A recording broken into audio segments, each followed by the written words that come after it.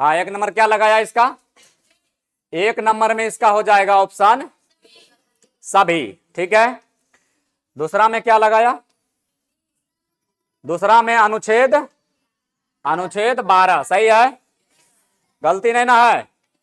चलो, तीसरा इसमें क्या लगाया है? किस मामले में सर्वोच्च न्यायालय ने इंस्ट्रूमेंटलिटी ऑफ स्टेट की अवधारणा दी?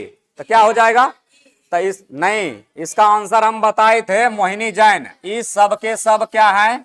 ऑप्शन नहीं है, इसमें हम बताए थे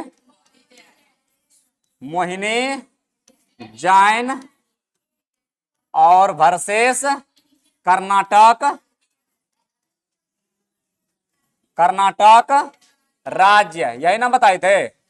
चलो, तो ई लगा लिया होगा तुम लोग, नहीं लगाया याद होगा तो वो आदमी लिख लिया होगा, नहीं याद है तो भैया लिख लो, मोहिनी जैन वर्सेस कर्नाटक राज्य। ठीक है, उसके बाद जो है अगला है अनुच्छेद 13 क्या घोषित करता है बताओ? संसद, सर्वोच्च न्यायालय और संगत कानून शून्य होंगे, न्यायपालिका शक्तिशाली है, राष्ट्रपति सर्वोच्च न्यायालय। क्या होगा? हाँ, तो इसमें हो जाएगा, देखो अनुच्छेद 13 में हम बताए थे कि कोई भी आदमी को, अगर कोई भी आदमी मौलिक अधिकार का हनन करता है, यानी कि मौलिक अधिकार का उल्लंघन करता है, तो उसका मौलिक अधिकार को क्या कर दिया जाएगा? शून्य कर दिया जाएगा। क्या यही ना पढ़ाए थे? हाँ, तो भैया उसको क्या कर दिया जाएगा? शून्य कर दिया जाएगा। ठीक है, चलो, आई होप कि तुम लोग इसको सही किया होगा। चलो, अगला है न्यायिक पुनरावलोकन की शक्ति किस अनुच्छेद से जुड़ी है? न्यायिक पुनरावलोकन की शक्ति बताओ। नहीं, इसका आंसर जो हो जाएगा, ऑप्शन हो जाएगा इसका अनुच्छेद बी, सॉरी मतलब अनुच्छेद 13, यानी कि हो जाएगा बी। ठीक है, 32 नहीं होगा। चलो आगे चलते हैं। कहता है कौन सा खंड संविधान लागू होने से पहले के कानूनों को प्रभावित करता है? कौन सा खंड होगा? खंड 1, खंड 2, खंड 3, खंड 4। खंड का मतलब भाग, खंड का मतलब भाग। तो इसमें जो हो जाएगा ऑप्शन हो जाएगा डी। क्या हो जाएगा? डी, खंड 4, यानी कि भाग 4 हो जाएगा। ठीक है, सबका सही है। चलो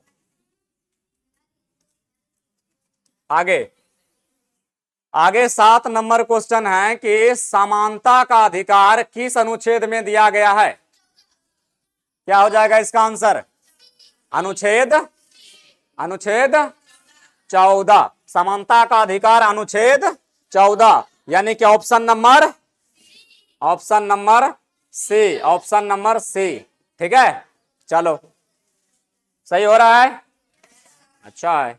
अगला है समानता का अधिकार किन लोगों को प्राप्त है? ऑप्शन ए केवल नागरिकों को, केवल विदेशी को, नागरिक और विदेशी दोनों को, केवल सरकारी कर्मचारी को। हाँ, तो क्या केवल नागरिकों को है? नहीं, कुछ मामले में विदेशियों को भी है समानता का अधिकार। ठीक है, तो इसका ऑप्शन क्या हो जाएगा? ऑप्शन सी हो जाएगा। ठीक है, सब मामलों में नहीं है, कुछ मामलों में विदेशी को समानता दिया गया है, जो कि हम पढ़ा दिए हैं, तुम लोग इसको लगा लिया होगा। चलो आगे क्या कहता है?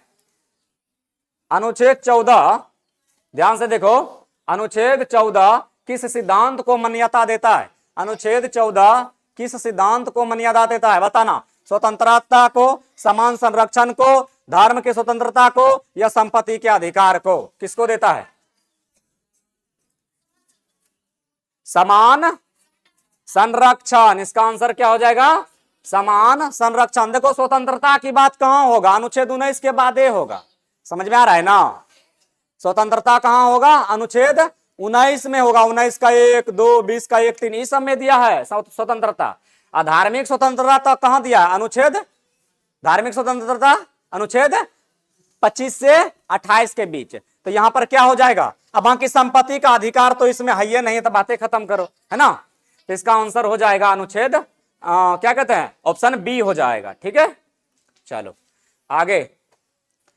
अनुच्छेद 15 में किस प्रकार का भेदभाव पर रोक है? अनुच्छेद 15 में क्या होगा?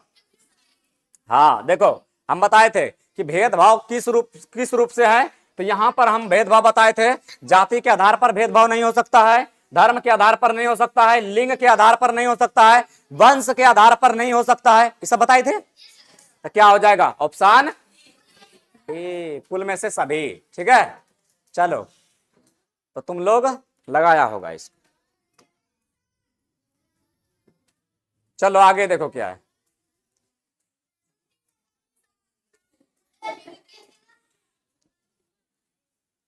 लगाओ तो गेट, ए लड़की गेट लगाओ तो।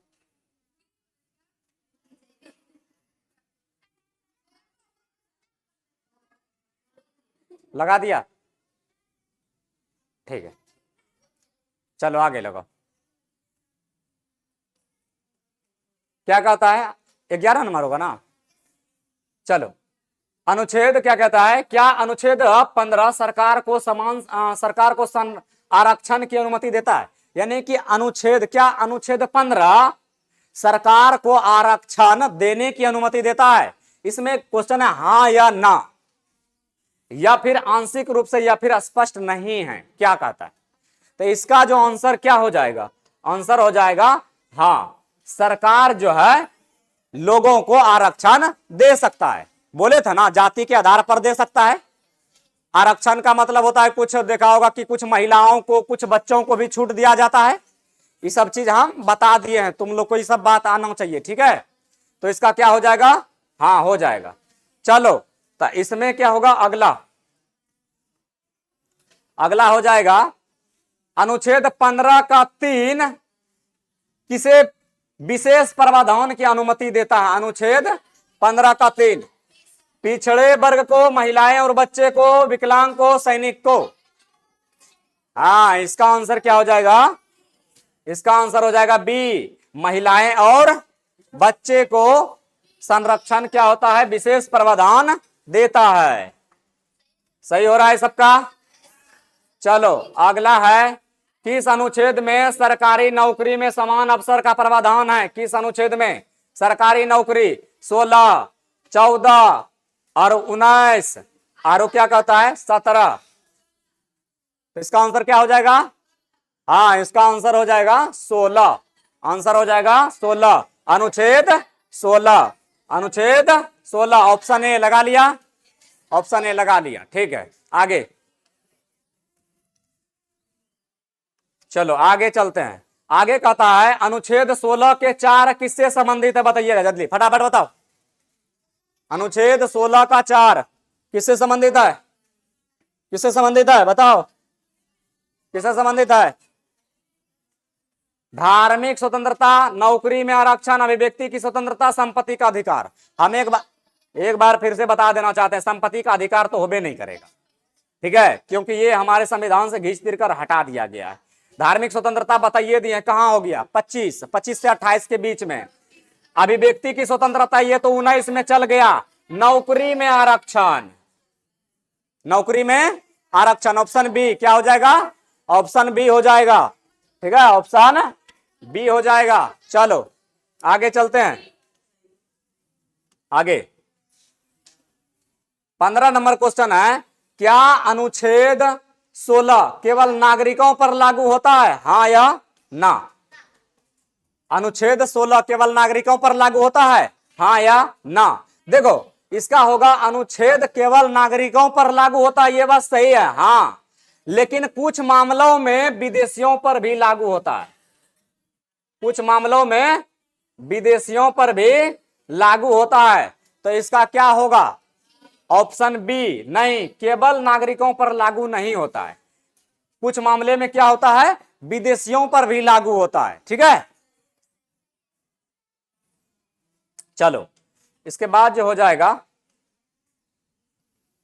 कि देखो केवल नागरिक का मतलब है केवल भारतीय नागरिक का यहां बात किया है, लेकिन केवल भारतीय नागरिक होगा, लेकिन मान लो कि अमेरिका से या कोई अन्य देश से नागरिक आए, क्या उसको जो है कि स्वतंत्रता नहीं है यहां रहने का, घूमने का नहीं है, हाँ ठीक है ना, तो याद रखना। चलो आगे हम चलते हैं। आगे है 16 नंबर, क्या कहता है, अस्पृश्यता को समाप्त करने का प्रावधान किस अनुच्छेद में है। हाँ बताए थे अनुच्छेद 17। क्या हो जाएगा अनुच्छेद 17। तो देखो ये क्वेश्चन अभी पूछा था यूपी एंट्रेंस एग्जाम में, है ना, इसको याद रखना। चलो ये हो जाएगा अनुच्छेद 17। अनुच्छेद क्या हो जाएगा 17 हो जाएगा। चलो आगे चलते हैं।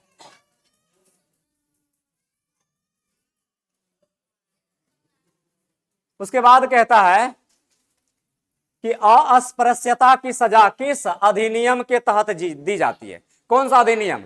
तो हम बताए थे इसमें कि सिविल राइट एक्ट 1955, इसको हम पढ़ा दिए थे, ठीक है, सिविल राइट एक्ट 1955। चलो सही है, ऑप्शन हो जाएगा बी। चलो आगे चलते हैं। आगे कहता है क्या अनुच्छेद 17 न्यायालय द्वारा लागू किया जा सकता है, हाँ या ना, या फिर निश्चित नहीं है। तो इसका आंसर क्या हो जाएगा? इसका आंसर हो जाएगा हाँ, अनुच्छेद 17 न्यायालय द्वारा लागू किया जा सकता है, ठीक है। चलो इसके बाद है 19, कहता है कौन सा अनुच्छेद उपाधियों का उन्मूलन से संबंधित उपाधियों का अंत कर देता है। कौन सा अनुच्छेद बताइएगा फटाफट, कौन सा अनुच्छेद? हाँ अनुच्छेद 18। क्या कहता है? उपाधियों का अंत हो जाएगा 18 में, ठीक है। चलो बढ़िया लगा रहा है तुम लोग अभी तक, अच्छा है। चलो आगे कहता है क्या भारत सरकार को उपाधि प्रदान कर सकता है, हाँ या ना? क्या भारत सरकार किसी भी व्यक्ति को कोई उपाधि दे सकता है? तो इसका आंसर क्या हो जाएगा, हाँ या ना? हाँ, इसका आंसर होगा हाँ। लेकिन सुनो, लेकिन किसको? सैनिक को। किसको? सैनिक को, या फिर कोई भी ऐसे शिक्षक हो, जैसे कोई शिक्षक है, मान लो कोई पीएचडी कर रखा है तो उसके नाम के आगे क्या लगता है? डॉक्टर। तो यानी शिक्षण के आधार पर और अपने कार्य के आधार पर उसको मतलब कि उपाधि प्रदान कर सकता है। तो इसका आंसर हो जाएगा हाँ। समझ में आया? तो यहां पर है देखो दिया है केवल सैनिक को नहीं, केवल सैनिक को नहीं होगा, मतलब केवल सेना को थोड़ी होगा उपाधि। अब सेना का मतलब हो जाता है कर्नल, नाम देखा है ना, नाम उसमें कर्नल सोफिया कुरैशी, अभी नाम सुना होगा, है कर्नल सोफिया कुरैशी नाम सुना होगा, अभी जो भारत पाकिस्तान के बीच में युद्ध हुआ। तो उपाधि दे सकता है किस आधार पर? शैक्षणिक के आधार पर, यानी शिक्षा के आधार पर दे सकता है। चलो आगे उसके बाद कहते हैं अगला 21 में, भारत रत्न देना किस अनुच्छेद का उल्लंघन नहीं करता है? भारत रत्न देना किस अनुच्छेद का उल्लंघन नहीं करता है? अभी तो बोले काबिलियत पर दिया जाता है, काबिलियत पर। कौन सी पर? काबिलियत पर। तो अनुच्छेद 18 क्या कहता है? ये ना कहता है अनुच्छेद 18 यही कहता है। क्या सही हो रहा है ना? चलो भैया सही हो रहा है, एकदम गर्दा उड़ा दो। चलो आगे चलते हैं। 22 क्या कहता है? अनुच्छेद 19 किसके लिए मौलिक स्वतंत्रता देता है? अनुच्छेद 19 किसके लिए मौलिक स्वतंत्रता देता है? सभी व्यक्ति को, केवल नागरिक को, केवल महिलाएं को, केवल सरकारी कर्मचारी को? क्या हो जाएगा? क्या हो जाएगा? तो इसका आंसर हो जाएगा सभी व्यक्ति को, यानी सभी प्रकार के नागरिकों को मौलिक अधिकार में स्वतंत्रता की आजादी दी गई है। हमें लगता है कि तुम लोग इसे सही क्या होगा। चलो आगे चलते हैं। आगे अनुच्छेद 19 में कितनी स्वतंत्रता दी गई है? दिया गया है 3, 5, 6, 7। 6 होगा इसका आंसर। बोले थे संपत्ति का, हाँ बताए थे पूर्ण रूप से 7, पूर्ण रूप से 7, लेकिन संपत्ति को हटा दिया गया। तो क्या है? संपत्ति को पूर्ण स्वतंत्रता नहीं कहेंगे तो क्या हो जाएगा इसका आंसर? इसका आंसर हो जाएगा अनुच्छेद सॉरी मतलब इसका हो जाएगा ऑप्शन सी 6, ठीक है। चलो अगला 24 नंबर, क्या सरकार अनुच्छेद 19 की स्वतंत्रताओं को सीमित कर सकती है? कभी नहीं, केवल आपातकाल में, उचित प्रतिबंधों के तहत, जनहित में। देखो इसका जो आंसर होगा, इसका आंसर कुछ ऐसे होगा, समझो। अनुच्छेद 19 कब, यानी अनुच्छेद 19 में क्या कहता है? अभिव्यक्ति की आजादी, यानी कि अनुच्छेद 19 में कहता है अभिव्यक्ति की आजादी। अब अभिव्यक्ति का मतलब होता है बोलने की आजादी। तो कहीं भी बोल देगा नहीं, तो क्या बोलता है कि इसको सीमित कर सकता है। जनहित में अगर लोगों को कोई दिक्कत तकलीफ होता है तो तुम्हारा स्वतंत्रता को क्या कर दिया जाएगा, सीमित कर दिया जाएगा। ठीक है, तो इसका हो जाएगा जनहित में। यहां पर दिया है केवल आपातकाल में, नहीं केवल आपातकाल में नहीं, केवल आपातकाल में नहीं होगा। आपातकाल यहां पर होता, लेकिन केवल आपातकाल दिया है तो ये नहीं होगा, जनहित में। चलो आगे चलते हैं। 25 क्या कहता है, अनुच्छेद 20 का एक किस सिद्धांत से संबंधित है? 20 का एक किस सिद्धांत से संबंधित है? हाँ, तो ये हो जाएगा दंड प्रक्रिया से। ऑप्शन ए दंड प्रक्रिया से। 20 का एक कहता है कि भैया आपको दंडित किया जाएगा अगर आप कोई अपराध किए हैं तो। ठीक है, हो गया सबका। चलो आगे चलते हैं। आगे है 26, कहता है अनुच्छेद 20 का 2 किस सिद्धांत पर आधारित है? क्या हो जाएगा? हाँ, बोले थे कोई व्यक्ति अगर एक वो गलत कार्य किया है तो उसको 2 बार सजा नहीं दी जा सकती है, यानी कि एक ही जुर्म का 2 बार सजा नहीं दिया जा सकता है। तो इसका हो जाएगा दोहरे दंड से मुक्ति। क्या हो जाएगा? दोहरे दंड से मुक्ति। ठीक है, दोहरे दंड से मुक्ति। चलो आगे लगाओ। 27, कहता अनुच्छेद 20 का 3 किस अधिकार से जुड़ा है? बताइएगा। हेलो ए लोग बताओ, अनुच्छेद 20 का 3 किस अनुच्छेद से जुड़ा है? क्या हो जाएगा? हाँ, आत्म संरक्षण से इनकार कर सकता है ना। हम बताए थे कि कोई भी व्यक्ति अपना गवाही स्वयं नहीं दे सकता है। ठीक है, चलो आगे चलते हैं। 28 नंबर क्वेश्चन है, जीवन और व्यक्तिगत स्वतंत्रता का अधिकार किस अनुच्छेद में है? जीवन और व्यक्तिगत स्वतंत्रता का अधिकार किस अनुच्छेद में है? अनुच्छेद अभी 22 कहां पढ़ाए हैं? 22 अभी कहां होगा, है ना। तो इसका आंसर क्या होगा? अनुच्छेद 21। क्या हो जाएगा? अनुच्छेद 21 हो जाएगा। अनुच्छेद 21 इसका करेक्ट आंसर हो जाएगा। ठीक है, चलो आगे देखते हैं। 29 नंबर को क्वेश्चन है, जीवन का अधिकार केवल जीवित रहने का तक सीमित है क्या? जीवन का अधिकार केवल जीवित रहने तक सीमित है, हाँ या ना? या फिर कभी कभी अदालत तय करेगी? अरे कौन बात है अदालत तय करेगी? तो ऑप्शन डी तो होबे नहीं करेगा। इसमें क्या होगा? ऑप्शन इसमें बी होगा। नहीं, यानी कि हम सिर्फ जीवित रहे बस मेरा यही अधिकार है। अरे मेरा बहुत सारा अधिकार है, हम प्रधानमंत्री बन सकते हैं, हम मुख्यमंत्री बन सकते हैं, हम समाज में विकास कर सकते हैं, मेरा बहुत सारा दायित्व है। सिर्फ मेरा जीने का अधिकार नहीं है। मेरा अधिकार बहुत सारा है, घूमने का अधिकार है, मरने का अधिकार है, बहुत सारे अधिकार है। ठीक है, चलो इसका आंसर क्या होगा? हाँ ना ना, यानी कि केवल जीवित रहने तक हम सीमित नहीं है। इसका आंसर बी लगा लिया सब। चलो लास्ट में हम तुम लोग को पढ़ाए थे मेनका गांधी, है ना। 21 में लास्ट में देखे थे Maneka Gandhi versus union of India case ने किस अनुच्छेद की व्याख्या को विस्तृत किया? बारे बारे बारे वाह, तुम लोग तो गर्दा उड़ा दिया भैया। अनुच्छेद 21, अनुच्छेद 21। तो ये क्वेश्चन था, लास्ट क्वेश्चन था। हमें लगता है कि तुम लोग अच्छे से इसको कर लिया होगा। कितना आ गया तुम लोग का? 30 में 30। किसका 30 में 30 आ गया? 30 में 30। वाह क्या बात है। और किसका? हाँ चलो टॉप कर लिया तुम लोग ना।